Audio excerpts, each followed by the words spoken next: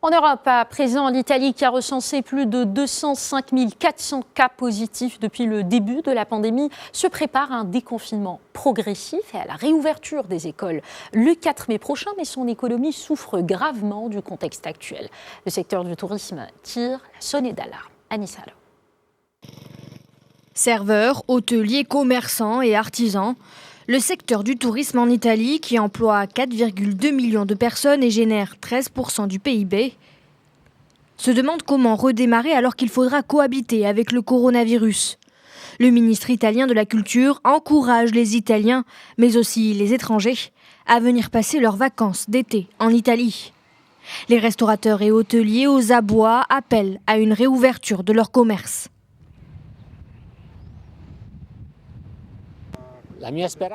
Mon souhait est qu'on nous laisse ouvrir le plus vite possible. C'est fondamental pour nous. Sans cela, nous devons mettre la clé sous la porte. Les gens nous téléphonent et nous ne savons toujours pas quoi leur répondre. Alors que l'Italie a annoncé une série de mesures pour alléger le confinement, la réouverture des restaurants n'est pas d'actualité. Pour l'heure, le président du Conseil italien Giuseppe Conte a promis dimanche la réouverture des écoles le 4 mai prochain. Un plan de déconfinement est en cours de préparation. Les entreprises devront continuer à respecter des mesures sanitaires très strictes. Nous sommes conscients que dans cette situation, nous ne pouvons pas penser qu'au profit.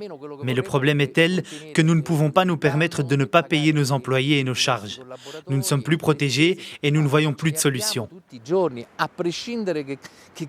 Le gouvernement italien projette de rouvrir les musées et parcs archéologiques à partir du 18 mai, de la même manière que les supermarchés, avec un espacement entre les personnes, des masques et des entrées décalées.